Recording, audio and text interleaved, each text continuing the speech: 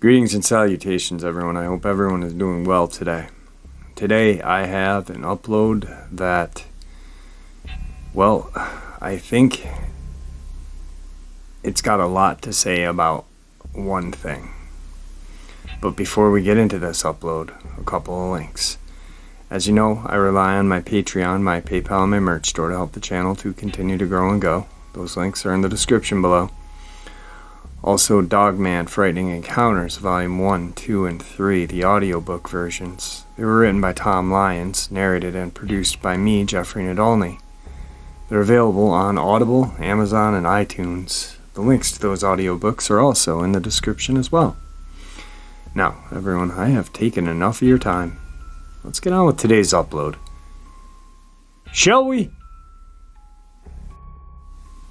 Well, for the last 3 years, I have been narrating encounters, interviewing people, doing my own research, and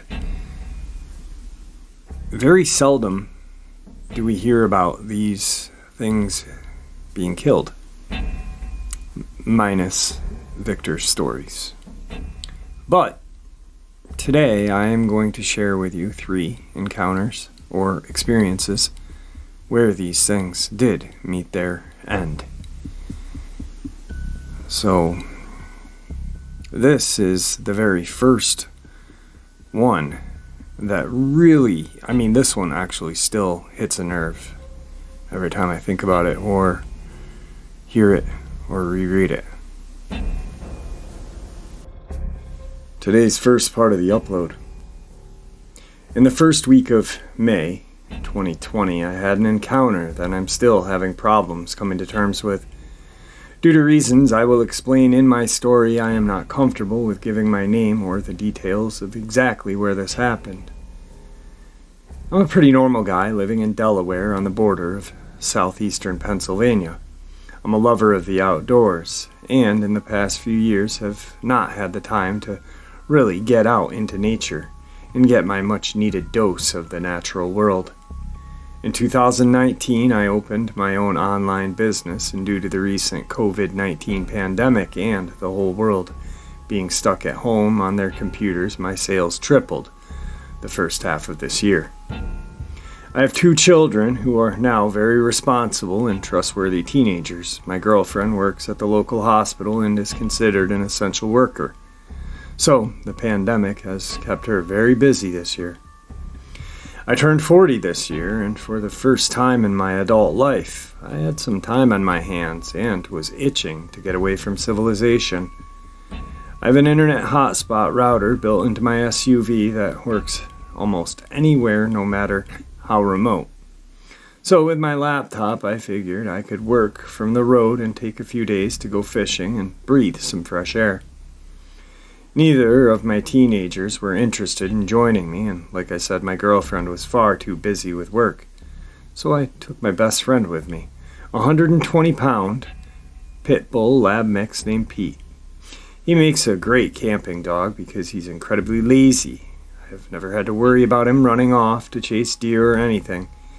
He will lie on his blanket next to the fire all day and night unless I make him head out with me. But as I've learned while camping with Pete, if coyotes, bears, or any other predators come around, he snaps out of his laziness and protects the camp. Despite his easygoing demeanor, Pete is pretty intimidating, as he's 120 pounds of muscle with no fat, which also blows my mind because of how lazy and inactive he is. I try to go camping at least once a year, and when I do, I usually rough it with a small tent and whatever I can carry on my back. But this time I decided I really wanted to have as many comforts of home and really pamper myself. So I hitched my 10-foot enclosed cargo trailer to my very large SUV and filled it with all the things I would really want to be comfy.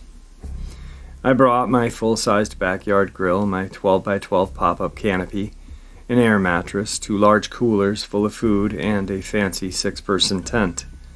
The The campground I decided to go to is a very large one that is mostly used by RV kind of crowd. But on the far end, right next to the best fishing area, they have a half a dozen of just plain old campsites with no power or water hookups. My campsite is bordered by about 50 yards of thick woods that separated my camp from the large, fast-moving stream that is well known to be one of the best trout fishing spots in the whole state. On the other side of the stream is a steep mountainside that is covered in rock overhangs and small caves. It's a beautiful area, and I love falling asleep to the sound of water. I set up my camp so my SUV, trailer, and pop-up canopy make sort of a U shape and block most of the view into my area from the rest of the campers. I rented my campsite for a full week, starting on Friday, May 1st, which was the first day that the state opened up the state parks and campgrounds to the public since the pandemic shut down. Back in March, I arrived at the campground about midday on Friday and the place was packed. I spent most of my day getting my campsite set up, getting to know my temporary neighbors, and cooking ribeye steaks, burgers, vegetables on the grill. The weather in central PA in early May is pretty much perfect, so I decided to sleep in my tent each night with Pete and turned my trailer into my mobile office where I kept my computer, internet goods, mailing packages, and even a printer for printing postage. This way I could work an hour or so each morning, get my orders packed up, and drive 20 minutes into the nearest town once every few days to get my orders shipped out. I remember thinking that I wish I could convince my girlfriend and children just to sell everything and move into the woods and live just like this. The weekend was crazy busy at the campground, and the creek was lined with fishermen as far as the eye could see. So I decided to do some hiking and exploring in the surrounding wilderness with Pete, instead of fighting 10 people for the same one fish all day. It felt great just to get out to where I really belonged, the woods. The only negative was that it rained on and off all weekend while I was hiking, but to be honest, when you camp in PA, you should expect to get rained on regularly. On the afternoon of Sunday, May 3rd, the campground cleared out fast, and by sundown, there were only a few active campsites left. I'd gotten to know 2 guys in the campsite directly next to mine, so we hung out for a few hours a night while I drank hot tea and they smoked joints like they were cigarettes. Needless to say, they were always hungry and seemed pleased to have me as a next-door neighbor, with my full-sized grill and enough food to feed a small army. For the next few days, I worked online, fished the creek, explored the mountains of the area on foot with my dog. We also like to just walk the campground itself and stop and talk with scattered campers who are there during the weekdays. On Tuesday afternoon, a few of them told me about a black bear who had made its way into a more accessible side of the campground and raided their camps the night before. This had me a little concerned because I had that full-sized grill sitting out in the open at my camp that had been cooking delicious food for days on end. I debated on putting the grill inside my enclosed trailer at night, but laziness got the best of me and I left it out. Central PA has a rather large black bear population, and I was already aware of this. So at night I slept with my Mossberg Maverick 88 12-gauge shotgun loaded with double-aught buck in the tent with Pete. And just in case a rogue bear posed danger to us, I had forgotten to pack my Ruger Red Hawk 44 mag for hiking, so while out in the woods I had to rely on my S&W Shield 45 ACP that I already had on my hip when I left home. It was not ideal, but I figured it was better than nothing. On the night of Tuesday, May 5th, my new friends and I cooked up some barbecued chicken thighs, baked beans, and some baked potatoes wrapped in aluminum foil in my fire pit. They produced a small bottle of vodka as well, and we made a few orange soda spiked drinks to go along with our fancy campsite dinner. All the food and drinks combined with too much fun had worn us out a little early, so we parted ways and got ourselves prepared to crash for the night, a night that would prove to be the most terrifying night of our lives. At about 10 p.m., I loaded 4 shells of buckshot into my shotgun, got in my tent, got all squared away, and lied down in the tent, with my dog right next to me on his bed and blanket. I put some Citizen's Journal news on my phone and put one headphone in my right ear and kept my left ear clear to listen to my surroundings and enjoy the sounds of nature. My tent was pitched close to the tree line with the rear of the tent facing the woods. The noise of the frogs and insects at night was super loud and is kind of a song that puts me to sleep better than any lullaby ever could. The next thing I remember is waking up and my eyes popping open to some kind of hollow metallic noise outside of my campsite. I lie there perfectly still with my heart slamming from the quick spike of adrenaline that flooded my veins. Then bang! I heard the lid on my grill slam shut. I had stuck a fairly bright solar-powered motion light on the side of my trailer that lit up my small U-shaped court area of vehicles and tents. My tent was facing the open part of the U, and I could see that my motion light was on, and someone or something was moving around my camp, casting shadows as it went. I looked at Pete to my right, and he was still lying down, but his head was up and his eyes were as big as ping pong balls. He was clearly hearing what I was hearing, but I found it strange that he was silent. It was just then that I noticed the usual deafening noise of frogs, insects in the woods behind me was not there. Then I heard whatever it was breathing. It was Horace deep breathing. That was when I thought myself bare. I could hear it walking around, thump, thump, thump. And next I heard it at my trailer, pulling at the side door, trying to get inside. So I sat up and grabbed my shotgun. One thing about black bears is they are not the bravest animals, and any man-made noise will usually make them run for their lives. So I racked the slide of my shotgun as loud as I could and chambered a shell. Instead of running off, the creature stopped moving and went silent.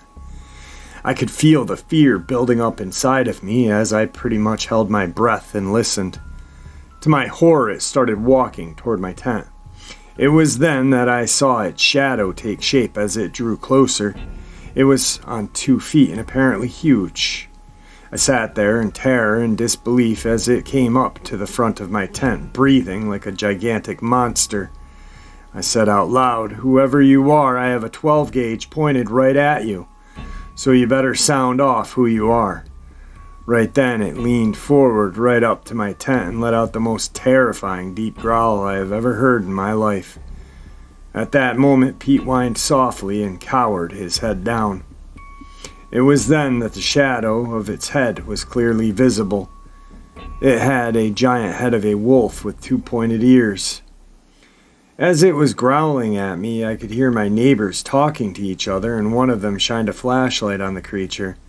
When the light hit the side of the creature's face, I saw its eyes light up a golden LED light.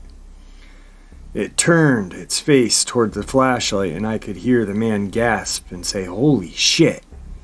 Then it turned its attention back to me and growled again. I decided that if I didn't do something, this thing was going to kill us. So I lie back onto my sleeping pad, took aim at the shadow of this monstrous head, and pulled the trigger. What followed was complete and total pandemonium. The monster screamed and roared at the same time. It was like the death scream of a woman mixed with the roar of a big lion. Pete finally snapped out of his fear, jumped up, and started barking ferociously. The thing ran off, and from what I could tell from the loud thump, it ran straight into my trailer. I clambered up, quickly unzipped my tent, and poked my head outside to see. It got up onto its feet, and then it ran straight into the picnic table, did a flip onto the ground. It started grabbing its face and thrashing around. I could see blood was everywhere on the trailer. I jumped out of the tent while chambering another shell. I aimed as best as I could, with my whole body shaking violently. And right as it stood up again, I shot it the second time. I'm not entirely sure that I hit it with the second shot. It stood straight up. I pumped the gun and shot again. The third shot dropped it again. I was so terrified and taken back at how tall it was when it stood up that I tripped over my own feet and fell backwards. Just then I heard more gunfire erupt from behind me, and turned to see my neighbor unloading a large revolver into this werewolf-looking thing at maybe 20 yards.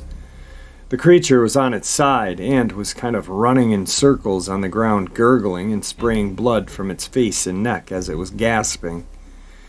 As it was doing this death spiral on the ground, it was moving closer to me, so I tried to pump the gun again, and was shaking so bad that it took 3 attempts before the last shell entered the chamber.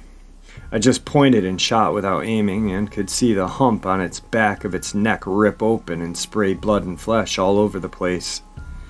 I was really close to it at this point. The monster stopped flipping out, and its limbs were twitching while its head remained fully animated and flopping back and forth for at least another 10 seconds. I crawled quickly backwards away from it and tried to stand up. I realized once I stood up that I'd been holding my breath the whole time, and when I got to my feet, my vision started to go black and I fell over again. My new friend ran up and grabbed my arms and started to pull me back, away from this monster. I stood up shaking badly and looked at the guy with the revolver. His eyes were huge and full of terror. When I started looking around, there was at least another 5 people showing up there with the same wild-eyed expressions. I saw that at least 3 of them had come over with their guns. People were yelling and asking each other what had happened, and checked to see if I was injured because I had blood on my clothes and my face. It all happened quickly, but, as it often told by people facing traumatic events, it seemed like it was all in slow motion to me. My dog was still barking and going crazy, so I did my best to calm him down. When I hugged him, he was shaking as much as I was. Before long, a small crowd had formed, and people were on their phones calling 911. After a minute or so, a few guys and myself approached this thing as it lay there, still occasionally twitching. We all stood over it saying, "What the fuck?" over and over. Eventually, we all started saying, "It's a werewolf," in disbelief. All at once, people started taking pictures with their phones. Mine was still in the tent. The wolfman was dead. The top half of his head was basically gone, including both of his eyes and the top of his snout. I assume that was the first shot I made from the tent. The front of its neck was completely shredded, and the back of its neck was missing a large chunk of meat. Other than that, it was pretty much impossible to see exactly what other injuries it had sustained, as it was completely covered from head to toe with blood. But we were all pretty sure it had taken buckshot or .357 magnums to the chest as well. There was a small river of blood running through the camp and right past my tent from a puddle that surrounded the beast. It was a lot of blood. It was on its side, and after a few minutes we summoned the courage to grab some big sticks and flip it onto its back. It most definitely was a male, as it had a huge set of balls bigger than my fists. It was huge. We never measured it, but it was longer than any man I had ever seen. It had dog-like legs, weird-shaped paws with kind of small heel for feet. Looking back, I'm impressed that it was able to balance such a big body on feet so small. It had really skinny lower legs and pretty thick upper legs. It had arms pretty much like a human with long fingers that had filthy-looking claws, maybe 3 to 4 inches long. I noticed it was missing the top half of a finger from the battle. The second wave of terror hit us all at once. The howling of multiple animals sounded off in the direction of the mountain behind the creek. We all looked at each other, and I could see that same big-eyed look over everyone's face. I ran to my tent and clumsily loaded my shotgun with 5 rounds this time and grabbed my .45 as well, and clipped it to my side inside of my waistband. I also grabbed my phone. All of a sudden, everyone was done looking at the werewolf and all looking into the woods in the direction of the howling. It kept up for a few minutes, and we could hear the howling getting further and further away. The police, game wardens, paramedics showed up all at once. I could see the flashing lights that they had blocked the entrance to the campground up the hill in the distance. The cops were just as surprised and freaked out as we were when they first saw the creature. The 2 game wardens looked worried, not surprised. They told everyone not to take any pictures and made everyone clear the general area. The wardens were both on their phones almost the whole time from then on. Paramedics cleared everyone and tried to get me to agree to go to the hospital to get checked out, but I refused. The only injury I had was my hearing, as I was half deaf for a few days from all the gunfire and noise. The paramedics were also very silent and looking worried, much like the game wardens. The police took my shotgun and the revolver from the neighbor. They let me keep my .45. They made everyone else put their guns away, and anyone who was there was rounded up for questioning. Everyone was told to stay off their phones, which was not much of a problem as only a few people's phones got signal in the campground. When I asked the game wardens what the hell that thing was, they told me they didn't know, but that it looked like some kind of mutant bear or large canine. A few hours later, an SUV full of guys showed up. They were all carrying large Glocks and dressed in cargo pants and t-shirts. They immediately took me and the others who were involved aside and began questioning. They told me that they were with the Federal Fish and Game. They were very interested in the howling we heard after the battle occurred. They must have asked me 10 times about where it was, how close it sounded, and what it sounded like, etc. They also repeated to me 100 times that I was not to tell anyone what happened, and they would get to the bottom of things and find out what I had encountered. They told me to tell anyone who asked about my trailer that I had to shoot an aggressive black bear. I assume they told my neighbor and anyone else who was on the scene to say the same thing. They made us open our phones and go through our photos, delete the pics we took one at a time. They also told me that if any pictures were to come out of this creature, that would spell trouble for anyone who had them. They threatened me with all kinds of trouble if this got out. They did not want to pretend that I was seeing things. They just point blank and politely asked me not to talk about it and to lie about the trailer damage. It would seem that I was asleep for only about 2 hours before this Dogman showed up. By about 4 a.m., the officials had already gotten to everyone in the campground, and I assumed other people were told it was a bear and made to pack up and get ready to go. They said that it was not safe, and they had to close the campground until they were sure it was safe again. After the Dogman was bag-tagged, a small fire truck was brought in, and all of the blood was hosed off my trailer, vehicle, tables, and everywhere else. The blood on the ground was hosed into the woods behind my tent. Then a few guys wiped down my trailer and a vehicle with soapy water and hosed them off again. Regular old duct tape was put over the holes in my trailer, and they took my tent, bloody clothes, and bloody slippers as evidence along with my shotgun. Right before I left, they gave it back. They gave my shotgun back, that is, wiped down and unloaded. They told me to fill my tank at the closest town and drive straight home without stopping. They repeated this 3 times to me. Since all of this, I've learned everything I can about what I encountered. I listened to the Dogman and Wolfman encounters day and night, and that is how I came across your channel. I figured I'd reach out to you. I'm amazed that the authorities were able to keep such a noisy event with so many witnesses under wraps. I've been searching for anyone who came forward with anything about this campground closing in the news, and nothing. I'm not interested in putting myself out there any more than just this for now. I'm almost as scared of the agents as I was of the Dogman, but all in all, they seem genuinely concerned for my well-being. Then I got a second email. I narrated this. This was sent to me in May, actually, of 2020. He sent me a second email and did not share this encounter with any other channels until about 9 months afterward. So if you guys have heard this on other channels, you haven't heard these emails between he and I, other than on my channel.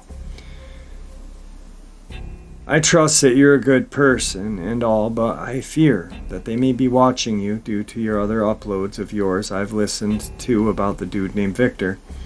I find it interesting that one agent that really had me cornered for a while that night had a thick southern accent. I suppose he may have come from your friend's Virginia group.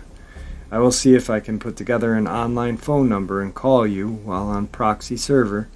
I'm sorry for the paranoia, but life has been going really well with the exception of this encounter. I am terrified of those guys, agents, fucking up my life. I can't afford things to go sideways for my family right now. My state of mind is pretty jumpy these days. I won't even take my trash cans out without my big revolver. If I do get set up together to call you, what's the best time? If you have any questions in the meantime, go ahead and email them to me. I will make sure to check this account for you each day. Third email. We're responding, but I'm not including what I'm putting in. Third email. I was reading through the comments on the show of my story. A few people had questions, it seems. No, none of the guys in the Denali had long guns, just large Glocks. I asked the older southern gentleman what kind he had. He said a Glock 20, 10mm. I really didn't give all that much detail in the description of this monster looking back in the email to you. The dead Dogman smelled horrible, like the combination of barnyard animal mixed with strong dog piss. Also, it did have a tail, a small tail, maybe 2 feet at the longest. The Dogman was dark brown all over. Oddly enough, I do remember that it had some lighter brown stripes on its arms where the blood wasn't totally soaked in the upper arm area. It was fluffy with fur. Not the sparse, hairy thing I hear others talk about in their encounters. This one was fully covered in fur like an actual dog. Even its arms and legs. But when it stood up in front of me, it did seem to have some white in the middle of its chest. I could be wrong because I only saw it that way for a second. The next time I saw its chest, it was covered completely in blood. The skin on the tip of its snout and under its bottom jaw were both sheared off from the buckshot. But its teeth were undamaged. As it lay there, it had its mouth opened, and its teeth were very weird.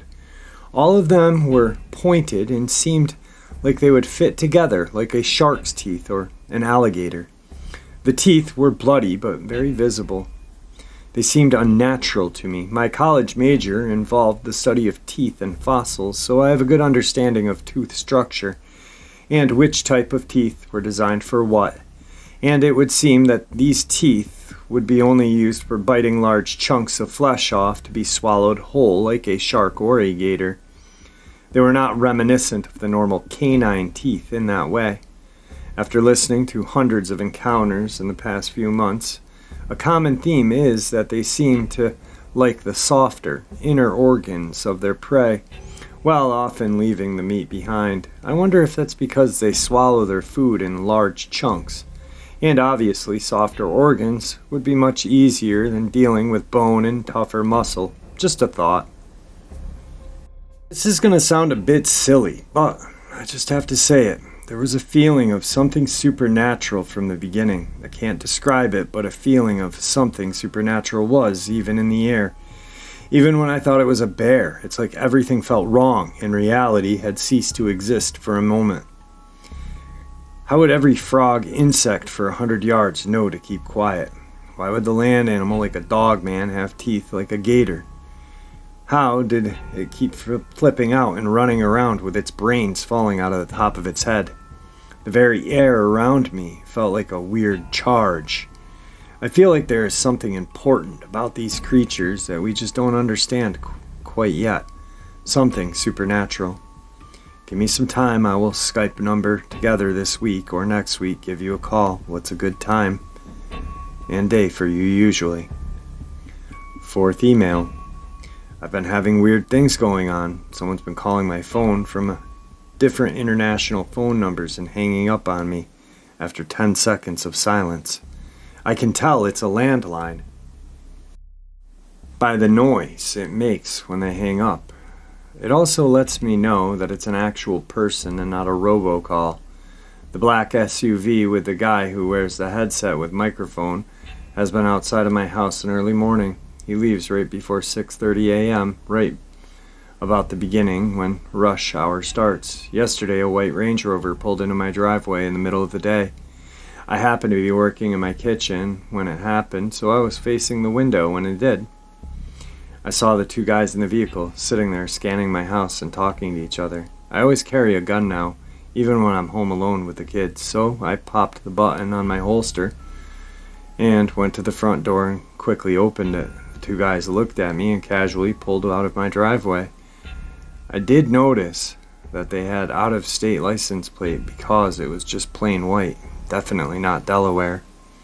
I'm sorry for this, Jeff, but I'm going to have to stop corresponding for a while. I can't help but notice that this stuff started happening after contacting you. I could just be paranoid, like I told you previously. I have a happy, almost perfect life right now. I have a lot to lose. I hope you understand. Feel free to let your listeners know. So I just let it lay and die down, and then I emailed him back in February. Hey, it's Jeff Nadolny. How are you? I'm reaching out to make sure you're okay. I'd love to speak with you sometime. Of course, I'll honor the stipulations. Then he responds, I'm fine. I've not seen anything weird or had any Men in Black types watching me for a while now. I've made up my mind to not do any kind of interviews or talk directly with anyone for their safety as well as my own. I'm still shocked that none of the pictures taken that night slipped through the cracks and came out online. I've made up my mind just to send the encounter to other numerous cryptid channels and give it more exposure to your peers and their listeners. I have to think that more than one person there that night had gone online looking to see if the story made it into the world beyond their campsite experience. If so, I'm hoping that someone has more balls than me, found their way to hide a few pics or a few minutes of video from those guys in the SUV, and will anonymously leak it out somewhere. Thanks for doing your part and spread the word of my encounter, as well as many others.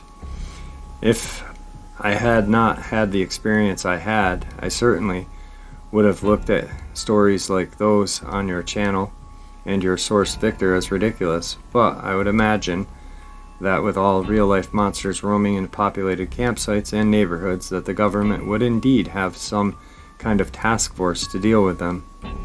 So don't worry about me, I'm fine, and let's hope someone else has a few pictures that can break this thing wide open. And that's what he did. He sent the story out to Swamp Dweller and whatever lurks beneath and a couple other places. I'm crazy story, and I really kind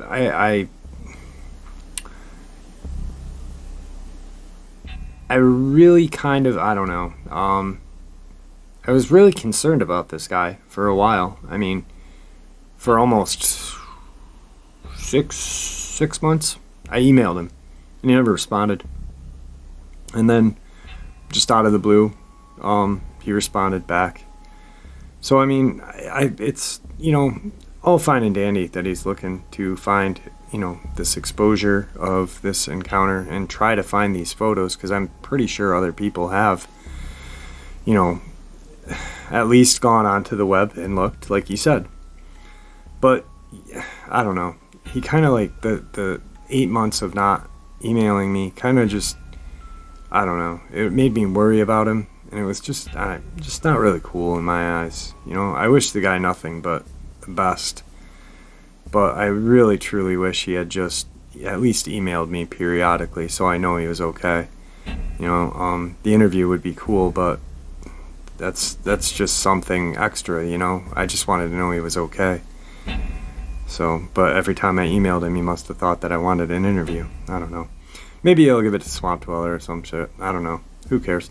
But anyway, it was a crazy story, and it really, it's one that'll resonate with me for the rest of my life. And I do hope one day I do get to talk to him, because super nice guy, and I understand what he's saying, but just, I was so worried about him, to be honest. I truly, truly did worry, so.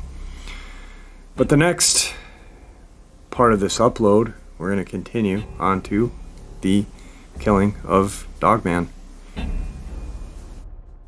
Now, I just had this interview the other day, and there's a reason why I'm putting this in here, and it's because it's one of the very few. But at the end, we'll all figure out why. Jeff, please don't say who I am. The encounter my brother and I happened in the late 80s or early 90s, not really sure. It was the second day of deer season in southern Ohio. My brother had a .358 Winchester, I had a .308 Ruger, which we are not supposed to use to be hunting with. The farm we hunted on was rented by my dad's brother. I've hunted this farm since 1966, when I had turned 13.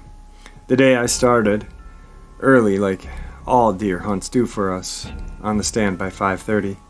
I was sitting on a fallen log with my back to the woods, facing a freshly shelled cornfield.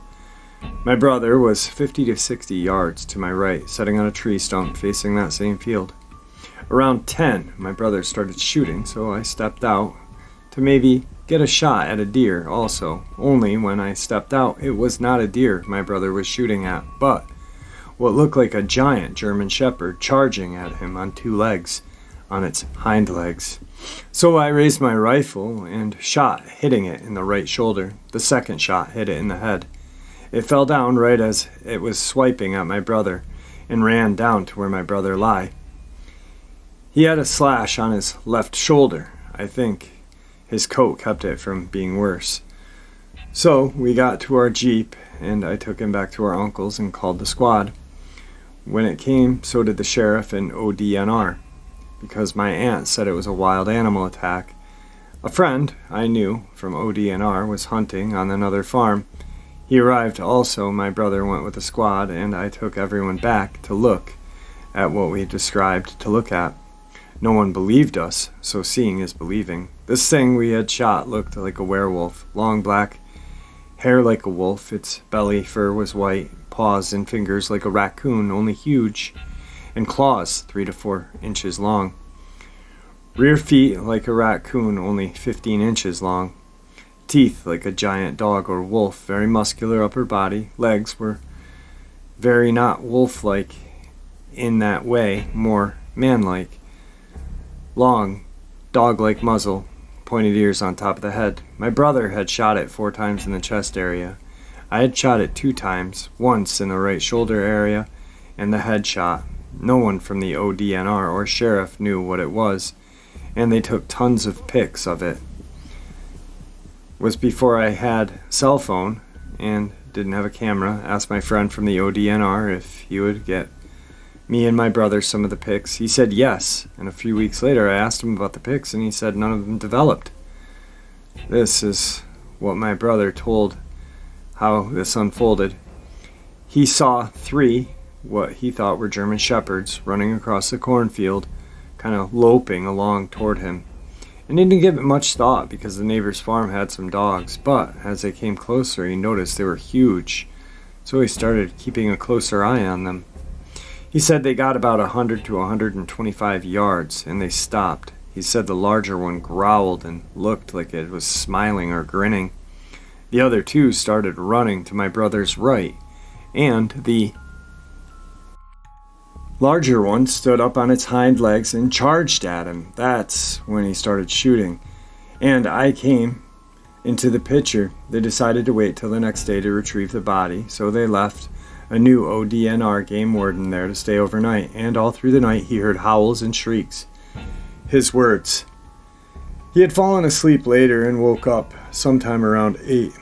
The werewolf body was gone. Nothing was ever done or said about it that I know of ever again.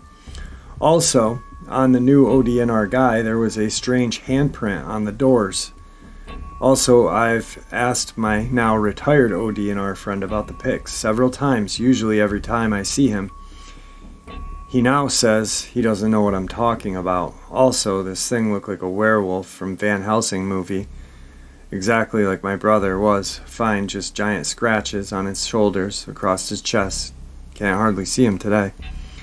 Gave up hunting after that, my brother did. I still hunt there to this day, but always take plenty of firepower and ammo. Me and him talk about it, some, but he won't talk to anyone else about it. And you are the only one I ever told this story to, other than my family.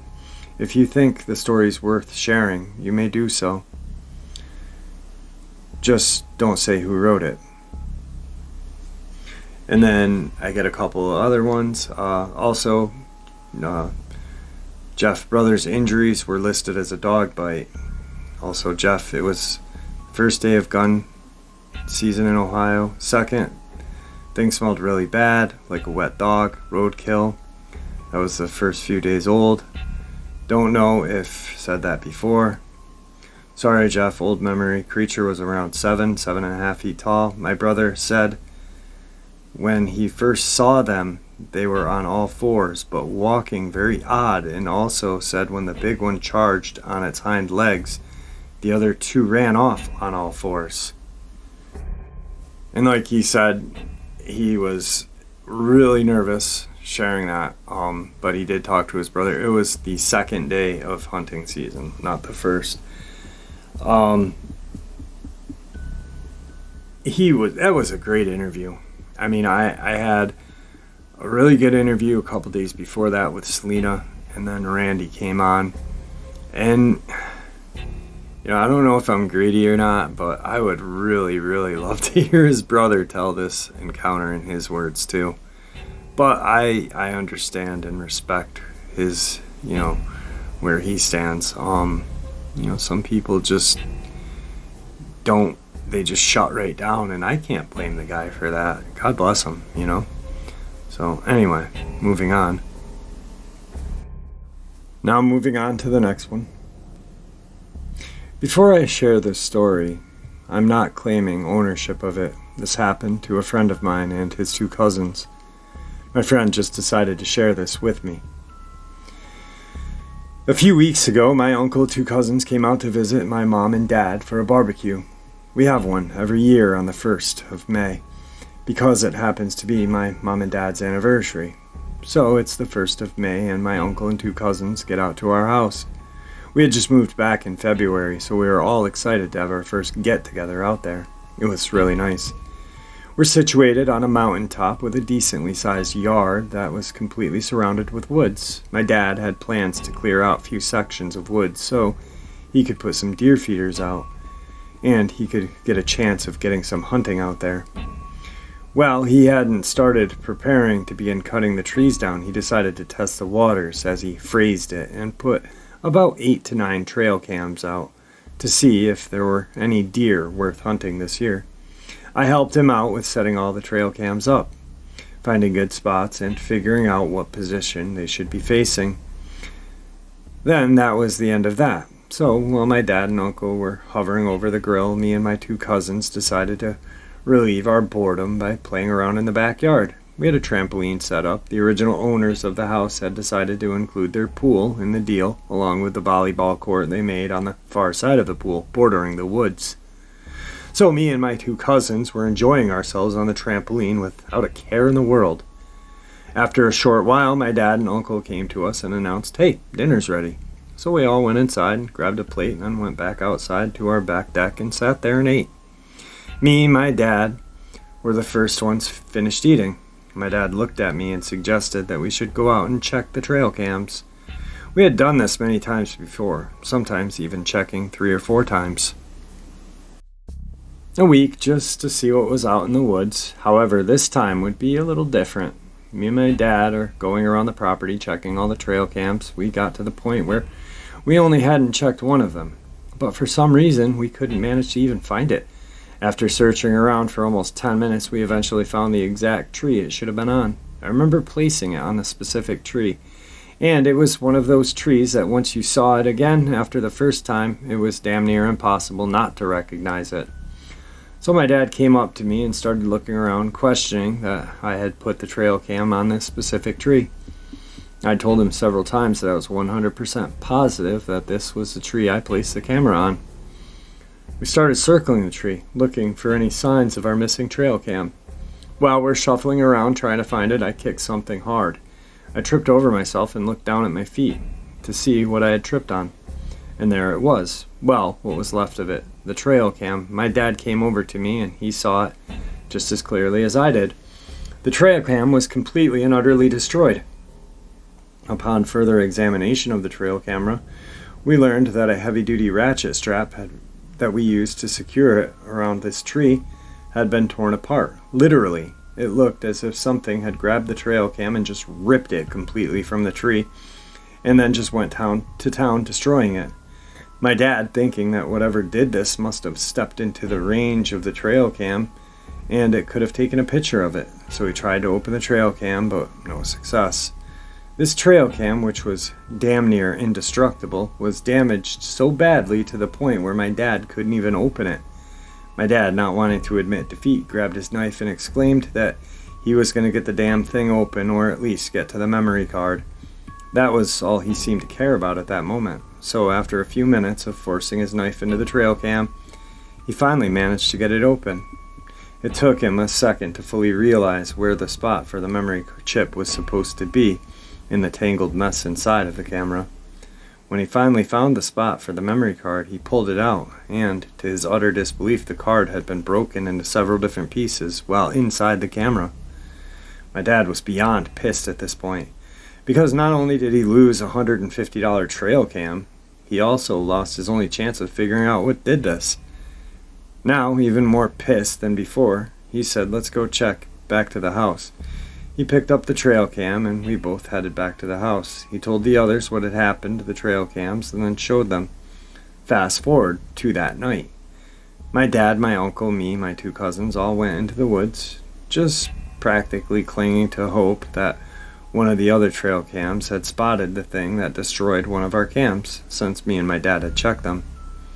My uncle went with my dad, so it was me and my two cousins together, so we began checking every single trail cam. So my cousins and I are heading toward the location of our third camera, so just relieve the memory card, because my dad had told us just to grab the memory cards and he will search them together. We got about 15 yards away from the third camera, and in an instant a chill ran from the top of my head all the way to both my feet. I told my cousins about this, and they said, "Wow, we feel it too." We all started panning, looking to see if we could see anything at all. Then I picked up on something in the direction we were heading to get the camera. I saw a figure. Me thinking it was either my dad or my uncle, I called out and said hello. Then it looked right at me and my cousins. I knew immediately that it was neither my dad or uncle, because it had glowing red eyes.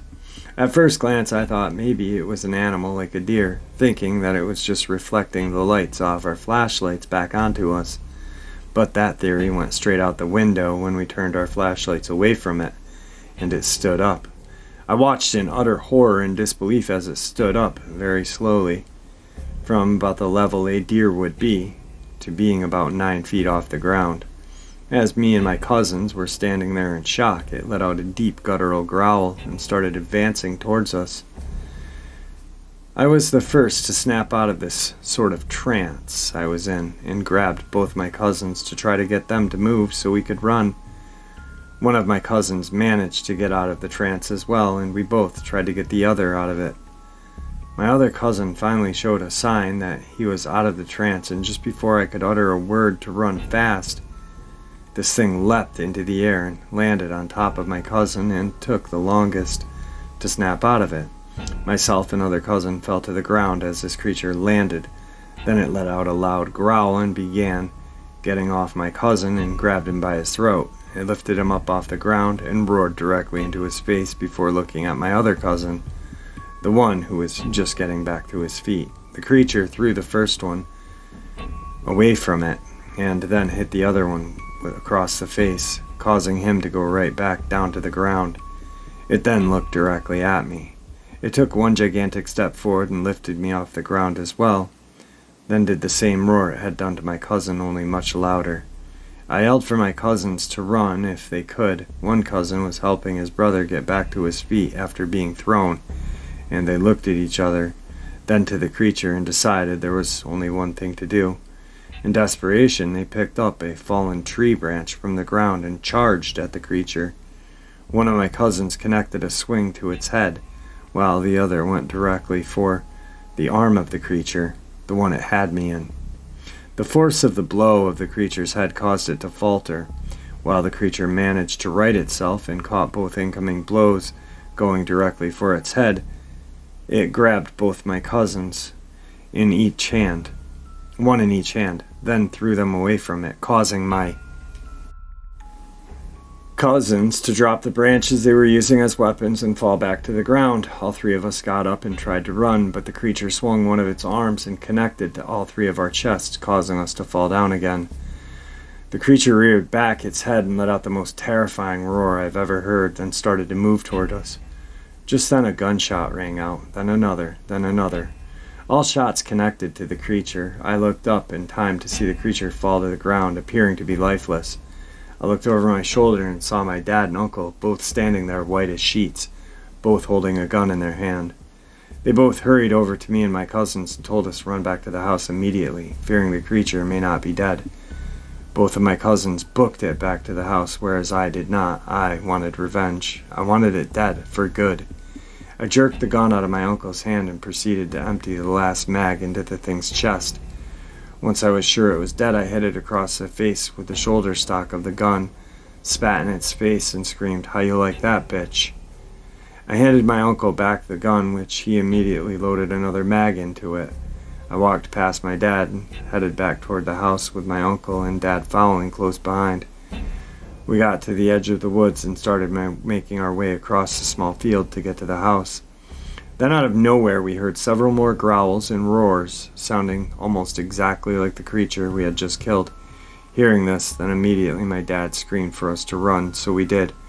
All three of us started to book it back to the house as fast as we could.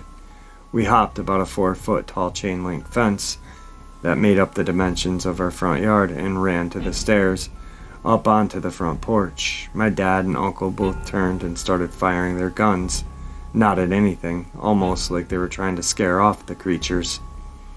That was until one of them showed itself, then both, my uncle and dad, shot it at the same time.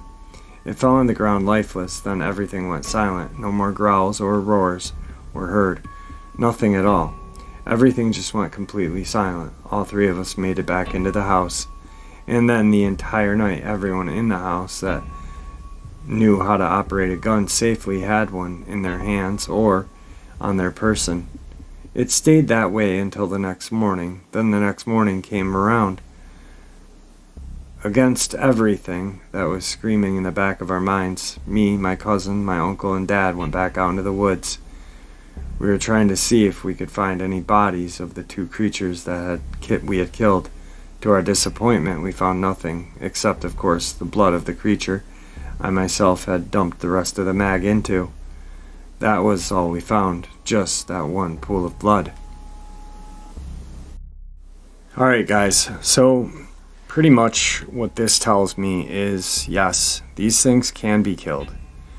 Bullet placement is key. You obviously need something powerful, but bullet placement is key once again. And the dude with the double-aught buck blasted it in the face, just sheared most of its face off at point-blank range. Then shot it again, then it kept getting shot by a 357 and the 12 gauge. It's gonna take it down. Obviously, we know this. Randy's headshot, the way he describes it in the interview, it blew out one of its eyeballs. This last one, I'm guessing they were headshots. I'm not sure, but I'm pretty sure, for them to drop like that, those, when the dad and uncle did the last shot at one, or it may have just lied down and played possum, and then when the darkness came, it got up and got its dead brother along the way. Remember, we seldom find skeletons, and that would be amazing if we could, because that would help out a lot.